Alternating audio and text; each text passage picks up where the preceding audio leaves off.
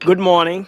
This is Tuesday. This is Super Tuesday, the 5th of March, the year of our Lord 2024. The Insurance Committee of the Tennessee House of Representatives of the 113th General Assembly is now in session. Madam Clerk, please take the roll. Representatives Sapicki, Davis, Freeman, Helton Haynes, Hemmer, Hicks of Hawkins, Hill, Johnson of Montgomery, Johnson of Knox, Lafferty, Mitchell, Ritchie, Rudd, Rudder, Sparks, Terry, Thompson, Vice Chairman Martin of Carroll, Chairman Kumar. Here. Mr. Chairman, you have a quorum. Thank you. Members, as for personal orders, we are pleased to have physicians from the community and all over the state visiting us today because this is their day on the Hill. I have personal respect in belonging with the medical community. Gentlemen, thank you for coming.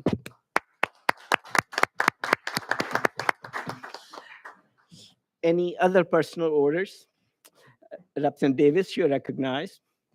Thank you, Mr. Chairman. I just wanted to introduce my shadow for today, Bradley Vanders. Thank you so much. She's in 7th grade, and she is, this is her 3rd year being a shadow for Eagle Forum. So thank you, Bradley, for coming today. Wonderful.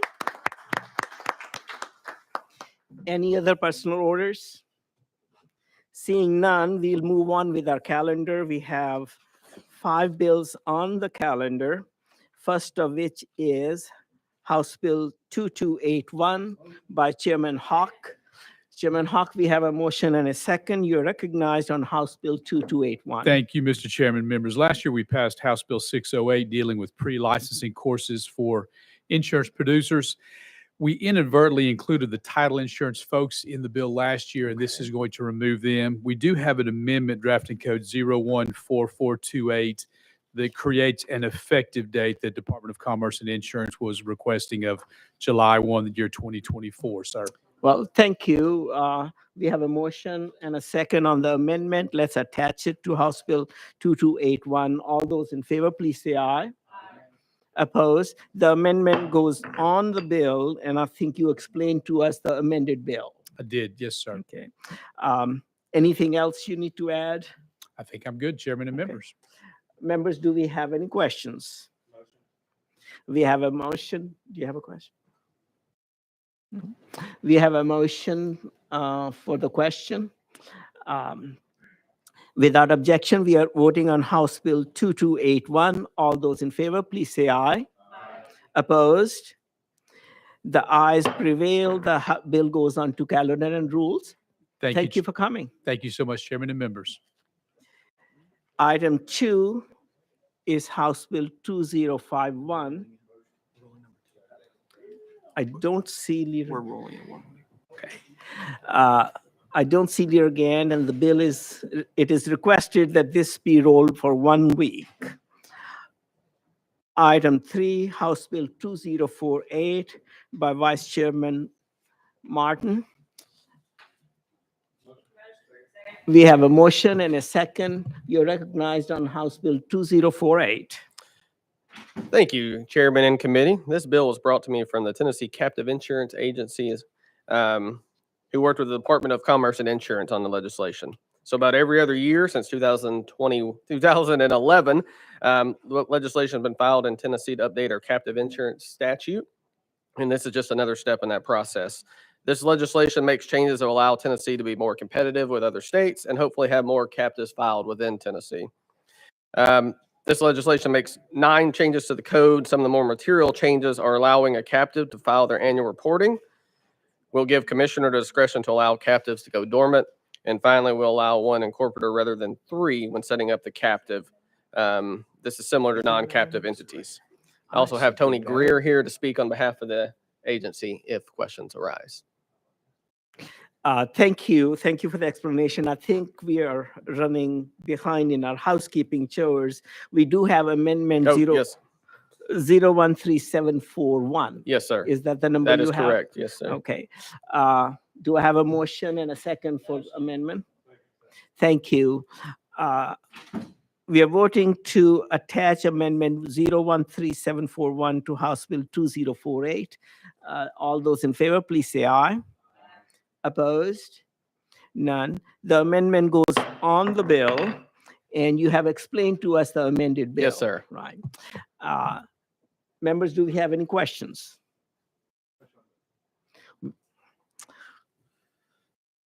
Either we are in a hurry or we are very cooperative today. Questions been called. All those in favor of House Bill 2048, please say aye. Opposed? The ayes prevail. The bill goes on to calendar and rules. Thank you. Item 4, House Bill 1877. We have a motion and a second, and we have an amendment 014097. That's it- correct. That's what I showed. Members, we need a motion and second to attach the amendment. We have those. We are again voting to attach amendment 014097 to House Bill 1877. All those in favor, please say aye. Opposed? The amendment goes on the bill. Now you can explain the amended bill to us. Let's hope the committee continues to be as agreeable. So this is pretty simple.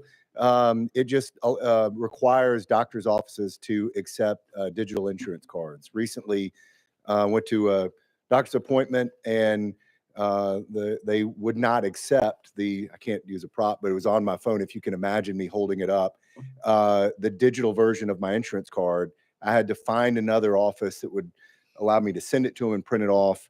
And in talking to different stakeholders, I was assured that this is something that is currently in the works, but if we could just push it off. So the amendment that we just put on the bill pushes the effective date to January 1st of 2026. With that, I stand ready for any questions. Members, any questions about the coming electronic age? Seeing none, we are voting on House Bill 1877. All those in favor, please say aye. Opposed? The ayes prevail and bill goes on to calendar and rules. Thank you, Chairman and Committee. Thank you. Item 5 on our agenda is House Bill 2461. We have a motion and a second, and we don't have any amendments. Representative Davis, you're recognized. Thank you, Mr. Chairman, and thank you, committee. And so what this bill does is it has to deal with remote ultrasound and non-fetal stress testing. And since 2011, we've had hospitals close, labor and delivery departments. Now more than 33% of all U.S. counties are considered maternity care deserts. These closures are occurring while maternity mortality rates and maternal severe morbidity rates seem to increase. This bill gives doctors more options to ensure prenatal care for those mothers who struggle to make routine prenatal appointments, especially mothers with high-risk pregnancies who are often prescribed 2 or more times a week to attend for those sorts of procedures, especially in the 3rd trimester. They have to go very frequently for those non-stress tests. This allows them, where possible, to make sure that they can have that screening done remotely, but it has to have the same level of care. And with that, I'm ready for any questions. Thank you. Members, we also have a backup, Mr. Greer, here to answer any questions. But do you have questions for? Oh, okay. If you, that was wrong, disregard that. We do have any questions for Representative Davis. Representative Freeman, you're recognized. Thank you. And thank you for the bill. It sounds like a great idea. How are we going to ensure the, what'd you say, the equal care or equal outcome? Or So there's standards of care that have to be met, and that has to do, the doctors have to coordinate that either with, if there's like a nurse practitioner or a CMT that comes that performs that procedure, either if it's in a home or a residence, or if they go to a clinic. So, but essentially, I would hope that everybody got to see the example that Evan Hoffman brought from Philips, but it's essentially, it looks like an iPad and has a wand with it that does that remote procedure. So it's not very invasive at all, and it's very easily. And then the doctor has the ability to remote in, and if they were wanting to look at a different portion of the screen or move it, they can have control over it too. So what this allows them to do by remotely viewing this is for those folks that have issues with transportation, they can make sure that they're making their appointments. And that's a real concern for a lot of doctors' offices with those missed appointments. Any follow-up? Thank you, and thank you for that explanation. And just to make sure, so this isn't going to allow a non-trained somebody to operate Correct. this equipment? Okay, great. Correct. Okay, thank you. So this is basically teleultrasound. Right. Isn't it? Yes, Chairman, that's what I should call the bill, teleultrasound. Chairman Terry, you recognize.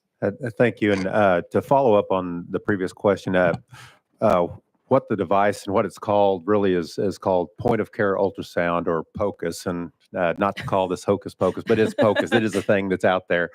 And from a standpoint of standard of care, the standard is equal, but you have some situations where women may be on bed rest, and it's actually more risky to get them to travel. And so if you can remotely get somebody out there that's able to do this, and then you can essentially do the telemedicine and have a physician read it, it actually would be safer and quicker and easier on them. Great bill. Appreciate her bringing it. Thank you. Thank you. Chairman Lafferty, you recognize. Thank you, Mr. Chairman. I was just curious, when we're talking about remote, does that mean that there is a physical location that the lady would go to, or could remote also be, I've got a mobile truck, I'm licensed, certified, I know how to operate this equipment and perform this ultrasound, I could actually come to you? Is there anything that would prohibit that? As long as the same standard of care is met, and it's something that the patient and the doctor, obviously have to agree upon. Okay, thank you. Follow-up? No. Thank you, Chairman. Representative Ritchie, you recognize. Thank you, Chairman and sponsor. Question I've got, when going through on here, it says that it's reimbursable if it's from an approved manufacturer. Do you know the number of manufacturers for these devices? I don't know that. I know that Philips is obviously one of them. I don't know of the other number of medical devices that are approved. I would have to look into that for you. But it's essentially the same sort of, it's reimbursed at the same rate despite the location. And that's what the reference is to, that whether the procedure is done in that office setting or whether it's done from a remote location, it's using those same codes and is reimbursable at that same rate. Follow-up? Just trying to wrap my head around it. The last thing that I want to end up doing is creating a monopoly for a particular manufacturer or a very small subsector. Agree with the intent, like what this is. I'm just trying to wrap my head around, or I don't know if there's anybody here that could answer. It says approved digital technology. Are there multiple providers or manufacturers that are providing that, or are we talking about only one manufacturer that has the key to what this bill is actually going to end up doing at the end of the day? I'll have to get that answer for you. I don't have that now. Since ultrasound has been around and a lot of companies make ultrasounds, chances are there are most other providers provided. There may be something proprietary or a new patent involved, but I've not heard of that. But I would feel certain that there will be other makers of these devices on the thing. Yeah. Very good. Any other questions? Well, seeing none, we are voting on House Bill 2461. All those in favor, please say aye. Aye. Opposed? The ayes prevail. The bill goes on to Government Operations Committee. Thank you. Thank you. Members, that finishes our calendar for this meeting. No further business. We stand adjourned. All right. Okay.